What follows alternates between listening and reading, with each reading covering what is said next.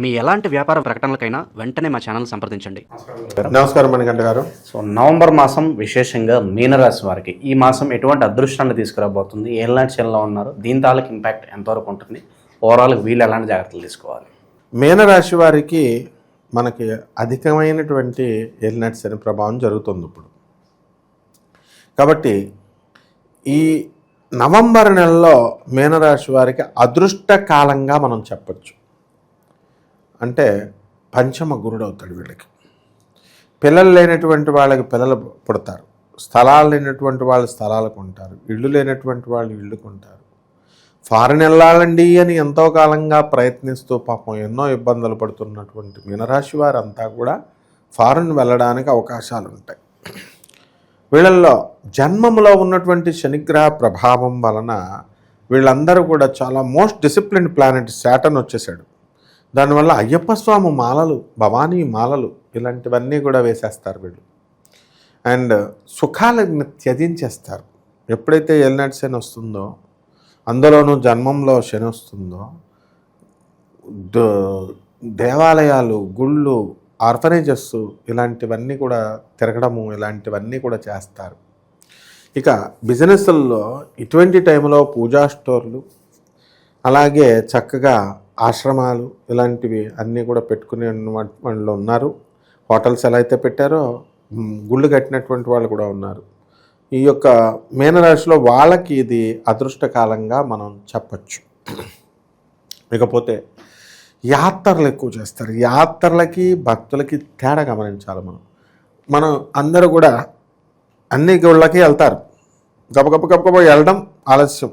స్పీడ్గా వెళ్ళాలా, స్పీడ్గా రావాలా, అక్కడ జస్ట్ 1 డేనో 2 డేసో ఉండాలా, ఆ చుట్టుపక్కల ఇవన్నీ చూస్తారు. అంటే వాళ్ళని యాత్రికులు అనాలి. గాణగాపురం వెళ్ళామంటే గాణగాపురమే తప్ప అసలు కనీసం పక్క వేరే గుడికి కూడా వెళ్ళనటువంటి మహానుభావులు ఉంటారు. వాళ్ళంతా పారాయణ చేస్తున్న వాళ్ళని భక్తులు అనాలి. అంటే చదివేస్తే కాదు, భక్తి కూడా ఉండాలి.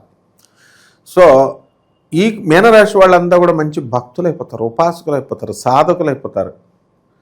అండ్ భార్య ఉండగానే అసలు భార్య చేతే ఈ యొక్క మాల లేపించేస్తారు. ఆ విధంగా ఉంటుంది. అండ్ వీళ్ళందరూ కూడా దృష్టి అనేటటువంటిది మంచి దృష్టి వస్తుంది వీళ్ళకి. ఏదో ధార్మిక దృష్టి, ఎంతో సాధించాలి అనేటటువంటి ధార్మిక దృష్టి. ఇక ఆదాయాలు బ్రహ్మాండంగా పెరుగుతాయి.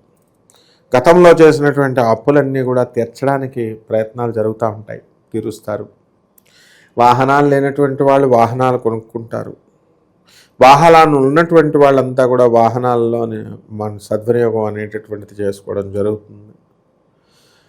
అండ్ సినిమా రంగంలో ఉన్నటువంటి వాళ్ళంతా కూడా హీరోలు కానీ హీరోయిన్లు కానీ మంచి పేరు ప్రతిష్టలు వీళ్ళకి రావడానికి అవకాశాలు ఎక్కువ ఉన్నాయి.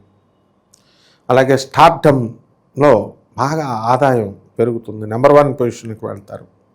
రాజకీయ నాయకులకి ఇప్పుడు పదవులు వస్తాయి. నవంబర్ నెలలో కొన్ని ఎలక్షన్స్ ఉన్నాయి. మీనరాశి వాళ్ళకి గెలవడానికి అవకాశాలు ఉన్నాయి. అండ్ లివింగ్ ఇన్ రిలేషన్స్, పెళ్ళి అవ్వట్లేదండి అనుకునేటటువంటి వాళ్ళకి లివింగ్ ఇన్ రిలేషన్స్లో పార్ట్నర్లు ఎతుక్కుంటూ వస్తారు మీ ప్రయత్నాలు చేయకుండా.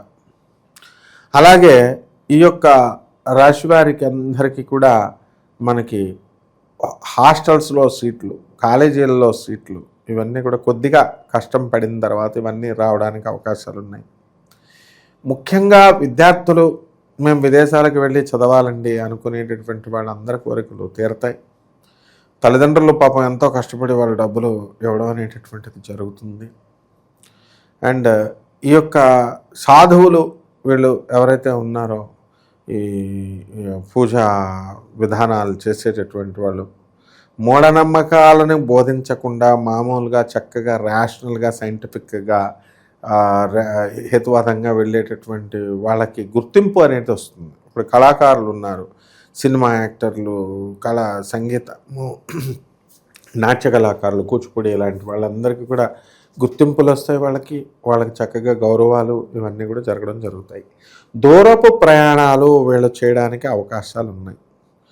ఆ విధంగా ఈ యొక్క మీనరాశి రైతులు ఎవరైతే ఉన్నారో ఆ రైతులందరికీ కూడా మంచి ఆదాయం అనేటటువంటిది పెరుగుతుంది. నిద్ర ఎక్కువ అసలు పట్టనటువంటి వాళ్ళకి అందరికీ కూడా నిద్ర ఎక్కువగా, నిద్రలేమి అనే వ్యాధి నుంచి బయటపడిపోవడానికి అవకాశాలు ఉంటాయి.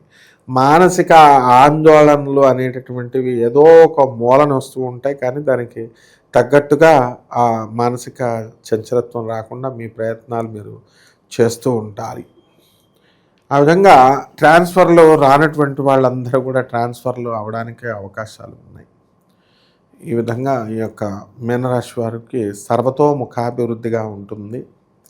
అండ్ అప్పులు మాత్రం చేస్తారు, చేస్తే చేయనండి. అప్పులు స్థలాలు కొనడానికి, వీళ్ళ తల్లిదండ్రులను చూసుకోవడానికి, అలాగే ఇతర కారణాల వల్ల అప్పులు చేస్తారు. ఉద్యోగం లేనటువంటి విద్యార్థులకి ఉద్యోగాలు రావడానికి అవకాశాలు ఉంటాయి. అండ్ హార్డ్ వర్క్ చేసి చదవాలి వీళ్ళు. అయితే ఈ యొక్క మీనరాశి వారు ఏలినట్సిన సమయం కాబట్టి నీలాప నిందలు రావడానికి అవకాశాలు ఉంటాయి. కాబట్టి ఈ విషయాల్లో చాలా జాగ్రత్తగా ఉండాలా.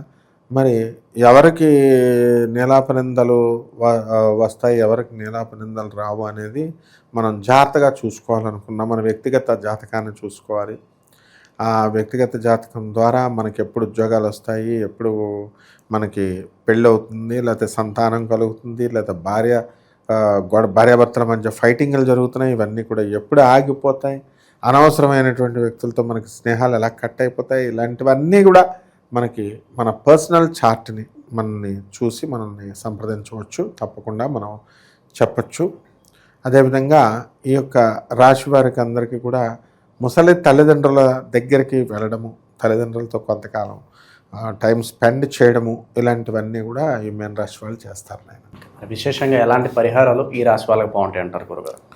ఇప్పుడు ఏలినాటి శని కాబట్టి ఈ శని జపం చేసుకోవాలా, శని స్తోత్రాలు చదువుకోవాలా. శనికి కిలోంపావు నల్ల నువ్వుల్ని, నల్లని వస్త్రాన్ని ఇచ్చి పేద బ్రాహ్మణులకి శనివారం నాడు ఉదయం 8 గంటలకి దానం చేసుకోవాలి. అలాగే రావి చెట్టు సూర్యోదయానికంటే ముందు చేయకూడదు, సూర్యోదయం తర్వాత, సూర్యాస్తమయం తర్వాత చేయకూడదు, సూర్యాస్తమయం లోపల అంటే పగలు ఉండేటటువంటి టైంలో మనకి ఈ యొక్క రావి చెట్టు చుట్టూ ఓం శనేశ్వరాయ నమః అంటూ రావి చెట్టు చుట్టూ ప్రదక్షిణాలు చేయాలి. ఈ రకంగా కనుక ప్రదక్షిణాలు చేసినట్లయితే బ్రహ్మాండంగా ఉంటుంది. అలాగే నల్ల నువ్వుల్ని తయారు చేసి చక్కగా ఉండల్ని అవన్నీ కూడా పేదవారికి పెట్టడము, వికలాంగులకి ఇవన్నీ కూడా ఇవ్వడం, వికలాంగులకి సహాయం చేయడం ద్వారా, సన్యాసులకు సహాయం చేయడం ద్వారా, అనాథ పిల్లలకి సహాయం చేయడం ద్వారా శనికి చాలా ఇష్టం అన్నమాట ఈ పనులు.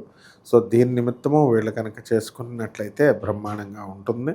అలాగే ఇక శనీశ్వరుడి యొక్క అభిషేకాలు మనుష్యుక్తంతో, అలాగే శనీశ్వరుడికి మనము దర్శనాలు ఇవన్నీ కూడా చేసుకోవడం ద్వారా బ్రహ్మాండంగా నయమైపోతుంది. చాలా బాగా వివరించారు. ధన్యవాదాలు. ధన్యవాదాలు.